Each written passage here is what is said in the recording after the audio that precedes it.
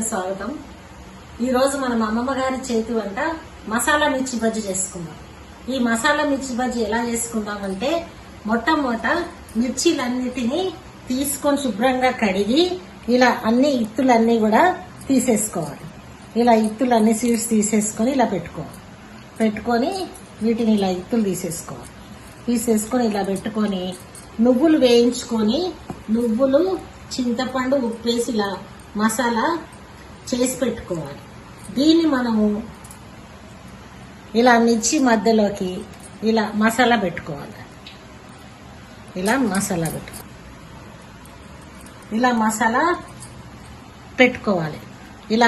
పెట్టుకొని తర్వాత ఇలా పక్కకు పెట్టుకొని శనగపిండి 4 పావుసేర్లు అయితే ఒక అర్ధపావు అంత 100 గ్రామ్స్ అంత కార్న్ఫ్లోర్ కలపాలి. కలిపి ఒక 2 గంటలు సోడా ఉప్పు వేసి నానబెట్టుకొని ఇలా కలుపుకోవాలి. ఇలా కలుపుకొని ఇప్పుడు దీంట్లో మనం పొయ్యి మీద కడాయి పెట్టుకొని నూనె కాగాక ఈ నూనెలో ఈ మిర్చీలు వేసుకోవాలి. ఇప్పుడు ఇలా మిర్చీలు వేసుకోవాలి.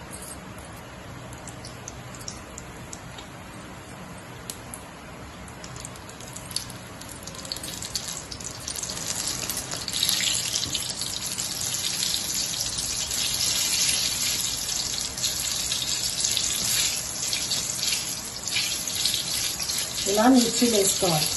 ఈ శనగపిండి నానకపోతే మంచిగా రావు. తర్వాత కాలిన తర్వాత తిప్పుకొని తీసుకోవాలి. ఇప్పుడు మిర్చి రెడీ అయినాయి, కాలిపోయినాయండి. ఇప్పుడు మసాలా ఉన్నందువల్ల కారం ఉండే మనకి చాలా రుచిగా ఉంటాయి. చూడండి, మిర్చి బజ్జీ చాలా ఎమ్మిగా ఉంటాయి మసాలాతో.